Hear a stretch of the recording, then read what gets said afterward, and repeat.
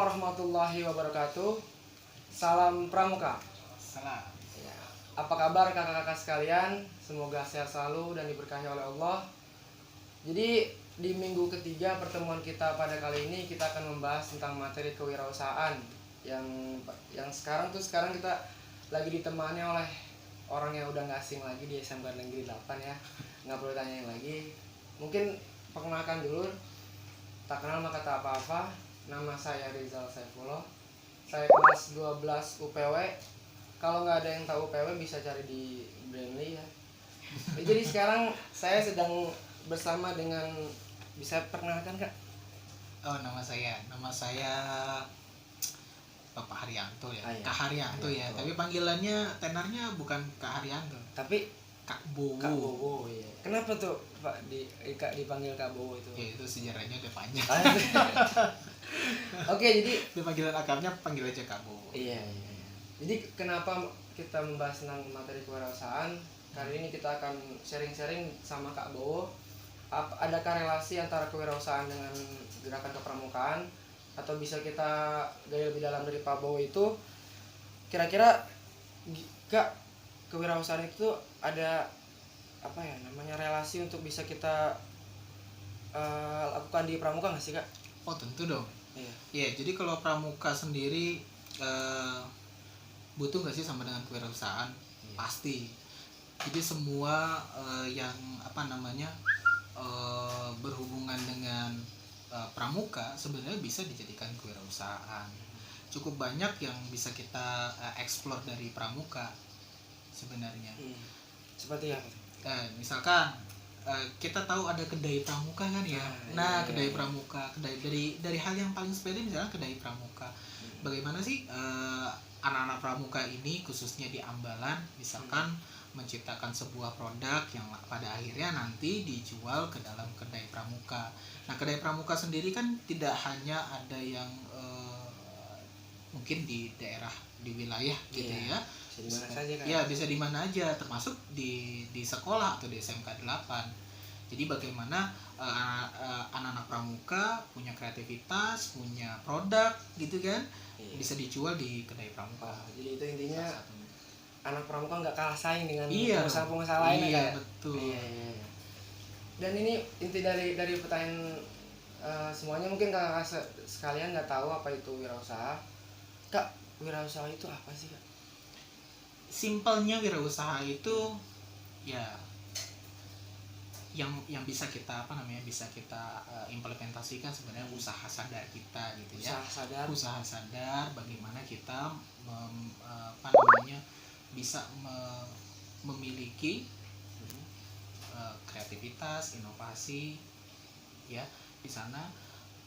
Dengan jiwa itu kita misalkan menjual ya kan, atau kita bisa melakukan produksi ya kan, mengambil peluang-peluang itu untuk bisa kita jadikan manfaat buat diri kita atau orang lain. Intinya menjual, yang produksi, dan untuk keuntungan juga kali ya? Iya, tentu dong. Ya, kewirausahaan ya. Iya, tapi harus juga punya manfaat gitu. Manfaatnya. Jadi jangan hanya kita misalkan memproduksi sesuatu, menjual sesuatu gitu kan, berbisnis lah ibaratnya seperti itu, tapi kita nggak bisa memberikan manfaat buat orang lain gitu kan. Ya, Kak Haryanto kan sudah berpengalaman ya mungkin di pramuka Kak ya.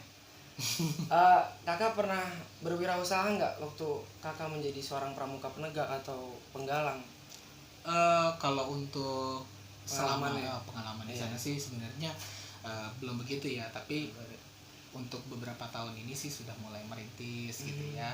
Jadi usaha-usaha yang memang bisa kita ambil peluangnya, bisa kita jadikan sebagai Acuan atau ya pemasukan buat diri kita gitu loh. Kan kakak juga misalkan ngajar, ternyata mengajar ya ada sih cukup untuk kehidupan sehari-hari, tapi bagaimana kita bisa mendapatkan penghasilan yang lain ya kan, dan kita juga bisa berbagi dengan orang lain juga kan gitu. Berarti baru mulai? Iya, sudah memulai sih untuk beberapa gitu kan. Ada pertanyaan dari teman-teman nih Kak, untuk Kak Haryanto. Apa saja yang harus diperlukan untuk menjalankan sebuah usaha? apa saja ya. Yang pertama kita harus tahu dulu nih, kita mau buat usaha tentang apa. Jadi kita harus merencanakan terlebih dahulu. Kenapa sih kita mau usaha gitu? Alasannya apa? Dan kita punya mental untuk usaha apa enggak? Nah, itu bisa dilatih kalau untuk mental usahanya. Tapi kalau misalkan kitanya udah mulai kayaknya berbisnis tuh atau berwirausaha kayaknya sulit deh kalau seperti itu. Tapi kalau saya kayaknya pengen deh punya usaha sendiri gitu kan. Nah, berarti ada motivasi dulu di dalam diri kita. Awal itu motivasi. Iya. Paling tidak seperti itu. Ketika misalnya kita tahu, ternyata ada teman kita yang misalkan ternyata sukses, dia berwirausaha. Nah, kitanya ada motivasi. Berarti dari situ kita bisa memulai gitu. Bisa jadi kita contoh orang lain dulu untuk bisa motivasi dalam diri gitu kan. Itu salah satunya melatar belakangnya. Iya. Terus kita lihat ternyata apa yang mau kita buat ya gitu kan. Dari latar belakang kita memilih, ternyata saya punya motivasi di dalam diri saya, terus ada motivasi dari luar gitu kan. Terus juga melihat bahwa di lingkungan kita ada peluang gitu kan. Nah, dari situ kita bisa memulai bahwa kayaknya saya nih cocok nih untuk berwirausaha gitu kan. Nah, peluang apa nih yang bisa kita lakukan? Nah, sekarang kan bisnisnya adalah bisnis kreatif ya. Bisnis kreatif. Sekarang. Iya, industrinya industri kreatif itu cukup banyak gitu kan. Ada mulai dari yang kalau yang suka game, game itu kan digital. Atau ada yang suka menjual langsung produk-produk fashion. Mungkin kakak ada yang sudah menjual produk fashion. Atau mungkin makanan kuliner. Makanan kayaknya banyak sih sekarang. Banyak banget ya. Itu bisa jadi motivasi kita dan modal kita untuk berwirausaha. Nah, termasuk di pramuka. Di pramuka sendiri, bagaimana sih kita membuat selama ini kalau ada emblem ataupun misalkan kita mau ambil kacu dan seterusnya, minimal kalian nggak memproduksi lah gitu, tapi membeli barang terus dijual kembali untuk mendapatkan keuntungan, itu juga sebenarnya udah modal. Sudah berwirausaha. Iya, berwirausaha. Tapi wirausahanya harus berkesinambungan gitu. Jadi menciptakan produk dan seterusnya itu bisa dilihat dari sekeliling kita juga gitu. Memang Kak Bowo ini sangat berpengalaman dalam bidang usaha. Sudah berapa tahun Kak mengajar sebagai guru di SMK 8 sebagai pemasaran ini? Kalau khusus di pemasaran saya lebih kurang lebih ya 4 tahun ini ya. Sebelumnya lebih cenderung atau banyak di bidang IT gitu ya. Tapi untuk di pemasaran belakangan ini sih ya 4 tahun ini. Pertanyaan selanjutnya Kak, apa saja unsur-unsur yang baik dalam perencanaan usaha? Ini agak eksplisit sekali ya. Unsur-unsur yang baik dalam perencanaan usaha itu apa sih unsur-unsurnya? Sama seperti tadi kayak. Jadi yang tadi disampaikan itu di dalam kita membuat rencana, kita tahu dulu latar belakangnya, kita harus tahu lokasinya, produk yang mau dijual itu apa gitu kan. Lalu kita juga harus punya layout. Itu. Ya, kita misalnya mau punya toko nih, kita mau produksinya di mana sih gitu kan. Terus kita punya untuk administrasi tata letaknya di mana gitu kan. Jadi itu unsur-unsur dalam membuat usaha. Iya, selain itu juga ada aspek yang lain gitu ya, atau unsur-unsur yang lain. Masih luas sebenarnya. Iya, nggak luas juga. Jadi kan patut kita tahu untuk membuat sebuah usaha itu. Iya, yang penting produknya kita punya merek, punya logo, tempat. Kita mau menjual misalkan makanan, tapi makanan tersebut nggak punya kemasan yang baik, kemasan juga termasuk kan unsurnya. Terus tidak ada logonya, ini makanan apa ya, produk dari mana ya, tidak dikenal. Bagaimana bisa bisa menjual atau memproduksi lebih banyak gitu kan. Bagaimana pendapatan itu ya kita lihat dari situ juga.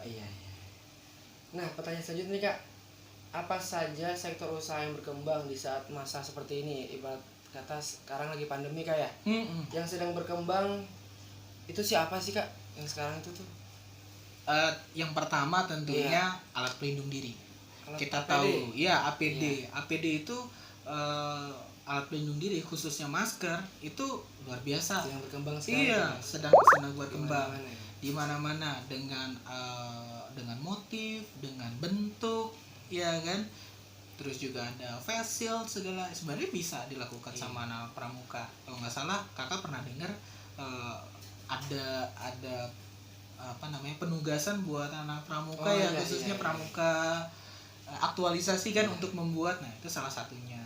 Apalagi faktornya itu adalah kesehatan. Berarti suplemen seperti madu, obat-obatan herbal sedang berkembang. Iya. Itu bisa jadi apa namanya peluang usaha, iya kan. Ya dari kondisi sekarang itu kan bisa kita cari peluangnya. Betul. Jadi harus jeli bagaimana kita mencari peluang tersebut. Tapi kita harus juga menganalisa pesaing-pesaing yang ada di sana tuh seperti apa. Kalau semua berpikir tentang menciptakan masker gitu kan, membuat masker akhirnya kan apa namanya penawarannya lebih banyak daripada permintaan. Fatur nanya, kalau mulai kewirausahaan itu lebih penting modal atau inovasi dulu? Modal atau inovasi dulu. Modal atau inovasi. Modal dibutuhkan, inovasi juga dibutuhkan. Yang paling penting. Apa yang lebih dulu dibutuhkan? Apa yang lebih dulu, inovasi dulu atau modal? Tergantung bisnisnya. Kalau bisnisnya nggak butuh modal, inovasi.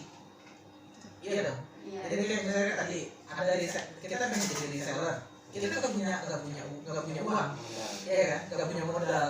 Bagaimana kita tuh sebenarnya melakukan inovasi kan? Oh, misalkan strategi marketingnya itu tuh bisa diinovasi, ya kan? Tapi kalau misalkan ada kegiatan produksi, berarti butuh modal dibandingkan inovasinya.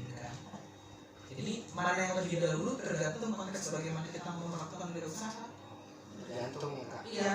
Semoga terjawab ya kak. Termasuk nih ya bisnis, mau jawab lagi ya? Boleh. Berarti kita ngobrolin masalah cupang. Iya.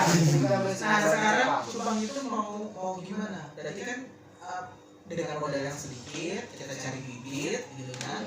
Terus juga kita cari pakan yang bagus, cari tempat atau lokasi untuk pembiakan. Nah baru kita bisa melakukan inovasi di sana. Ya kan, berarti modal lebih dahulu daripada inovasi. Yang penting kan ada kemauannya dulu. Oh iya ya, ternyata kita pengen cupangnya itu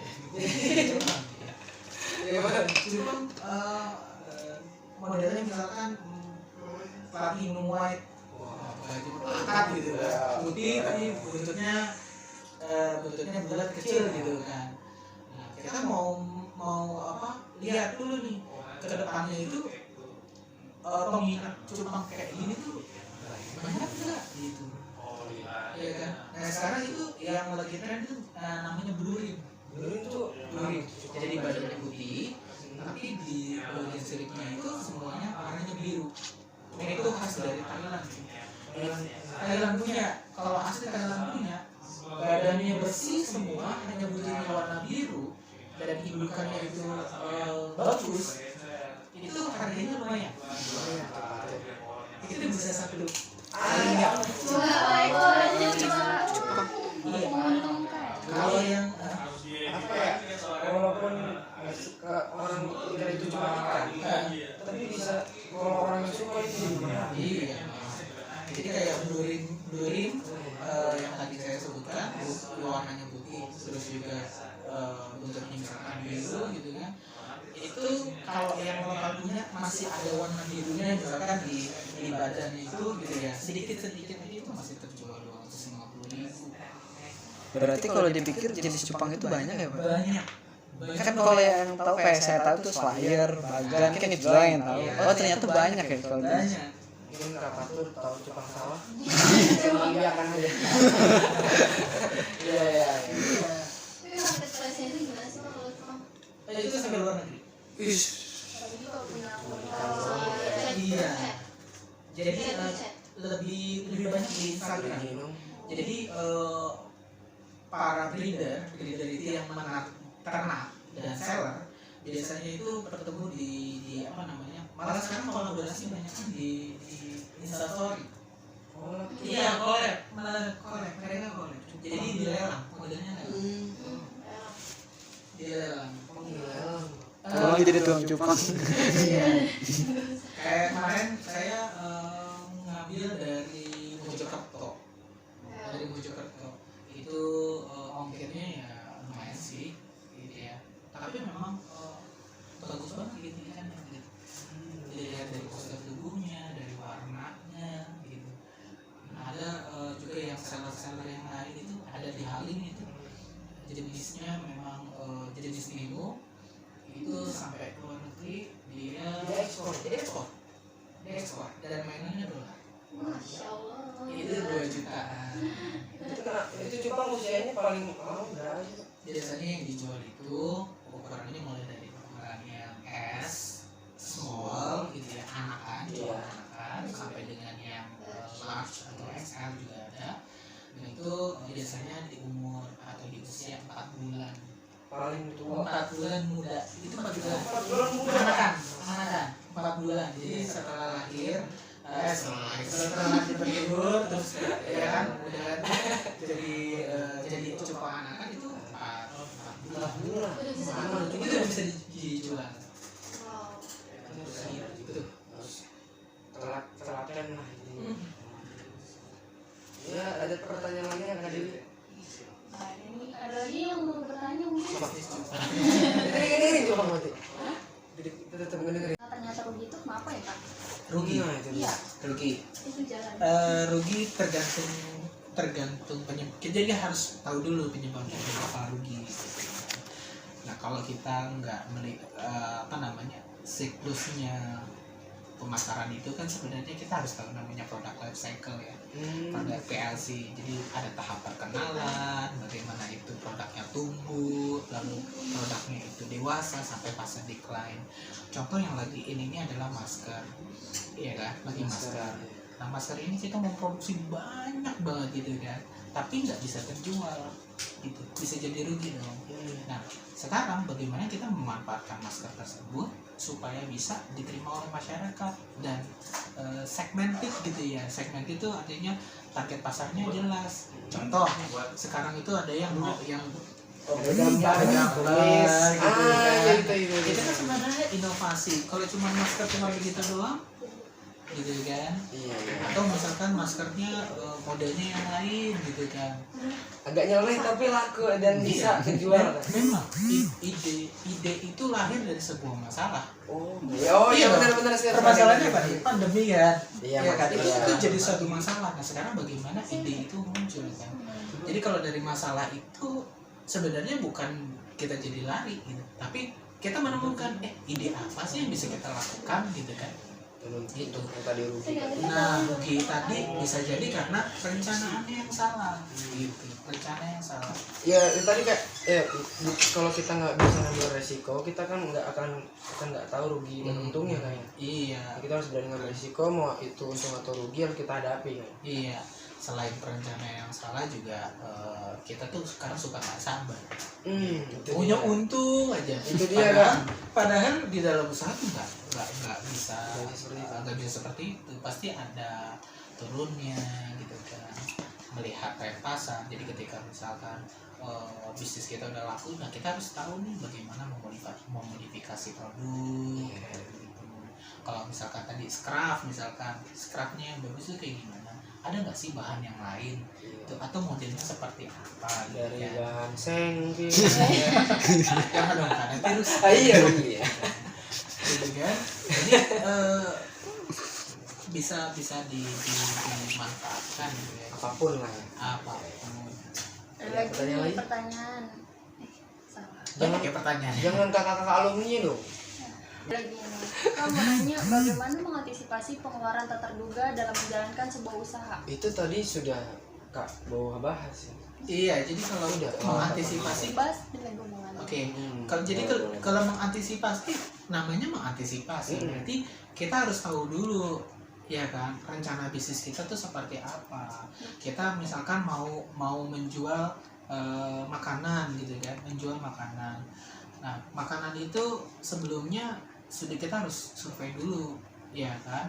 pesaingnya seperti apa. Jadi ada namanya business plan kan. Nah, dari business plan itu ya kita harus tahu dulu tuh pesaing kita pesaing kita, lalu kita segmennya kemana gitu kan. Nah, perencanaan terhadap usaha atau bisnis yang kita akan buat itu memang harus benar-benar. Jadi pengeluarannya misalkan A, B, C, D gitu kan. Iya. Terus pisahin antara uang yang memang digunakan untuk jajannya kalau misalkan kalian gitu ya, sama memang untuk bisnis gitu. Iya, jadi jangan uang modal gara-gara misalkan kita ketemu sama teman, makan kita pakai dulu deh modalnya gitu kan. Karena anak-anak muda seperti itu. Iya kayak gitu. Jadi jangan udah ada untungnya nih, untungnya kita gini. Jangan kayak gitu. Jadi mesti strict yang memang buat usaha yang bisa buat ya jajan. Jadi untuk menghindari pengeluaran sih seperti itu tips dari kakak yang masih pada belajar gitu ya. Harus mentalnya harus kuat kan. Iya. Godaannya salah banyak. Iya banyak banget. Apalagi kalau udah kue gitu. Itu susah itu. Punya uang dari usaha sendiri padahal masih baru. Diajak jalan langsung sikat. Ya ada pertanyaan lainnya kak? Udah. Yang nanya tadi siapa? Dari Kak Dani. Oh kadang. Waduh Kak Dani. Ayo kakak kelas 10, kelas 11 dan kelas 12 nya bisa nanya. Jual produk gitu kan. Kita tuh udah fokusnya gimana ya dapat untung gitu kan. Untung sebesar-besarnya. Nggak harus seperti itu. Untung mah tipis-tipis aja, yang penting perputarannya cepat gitu. Bener. Iya kan, mau jual masker tapi harganya selangit, dia gimana mau jual gitu kan. Itu kadang mindset yang agak salah gitu kan. Iya. Kalau bisnis kuliner itu pasti satu, kualitas dari rasa itu nggak bisa bohong gitu, kebersihan, kemasan. Ya kalau pelayanan sih ya termasuk juga sih ya, kalau kita mau makan tapi lama gitu kan, kecuali memang udah antri banget gitu ya. Iya. Harus dipikirkan juga. Ada lagi kakak? Tanya yuk, kesempatannya ya kakak. Ini Padat adanya banget. dari Kak Haikal Nur Ihsan. Kalau Nur Insan kelas 10. berapa itu? Kelas 10 tek. KP? Ya. Iya. Kelas 10. Oh, ini ya. Oke, kita tunggu pertanyaan coba. Tunggu. Pertanyaannya itu suka dan dukanya dalam menjalani kewirausahaan apa kak? Aduh, dia kayak dengan Pak Bo. Kamu curhat ini kayaknya. Iya, oke. Kalau sukanya ya tentu kita bisa bisnis kita lancar. Iya, itu pasti. Jadi bisnis itu bukan berjalan hanya tempo aja. Tempo artinya sekarang lagi bisnis, besok redup, besok lagi gitu. Tapi kalau bisa terus berjalan gitu ya. Itu sukanya tuh. Nah, kalau dukanya ya pasti rugi atau mungkin ada faktor-faktor yang lain, pesaing itu cukup banyak gitu kan. Nggak semua bisnis itu sebenarnya kita ngadepinnya tuh baik-baik aja. Ada juga pesaing yang mungkin produk kita dijatuhin, ya kan? Seperti Coca-Cola dan Pepsi. Iya. Persaingan semakin banyak gitu ya. Apalagi ya bisa berbagi juga sih manfaat dari produk yang kita berikan ke orang lain, servis kita atau pelayanan kita terhadap konsumen itu baik, dia puas gitu ya, itu paling penting. Jadi yang namanya pelayanan prima tuh nomor satu. Iya. Jadi kita misalkan berbisnis atau kita akan berwirausaha tentang misalkan sebuah produk makanan. Ketika produk makanan itu laku, dia ngerasain enak gitu kan. Oh enak, bukan hanya enak, tapi kalau bisa saya pengen pesan lagi gitu kan. Ada rasa apa ya, pengen lagi ketagihan gitu kan gitu. Tapi kadang zaman sekarang orang yang kayak gitu ada yang bilang inilah apa namanya tuh yang kalau dagang-dagang itu kasih sesuatu itu menurut kamu itu gimana tuh, bijak nggak seperti itu Pak? Itu kan sebenarnya black campaign ya, kampanye hitam untuk menjatuhkan antara produk satu dengan produk yang lain. Kayak saat ini nih yang paling in itu kalau minuman itu kopi ya, boba segala macam-macam kayak gitu kan.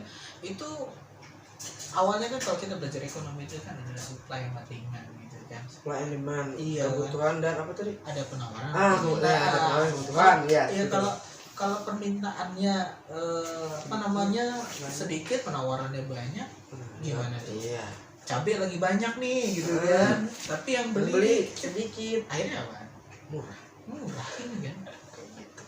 Hukum. Oh iya iya.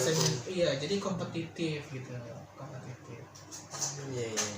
Jadi balik lagi memang kalau dibilang sukanya seperti apa ya, produk kita yang kita jual itu laris, terus Tidak usah pakai gitu. Nggak usah pakai gitu. Tadi sebut tadi jujur. Jujur. Iya, jujur, betul.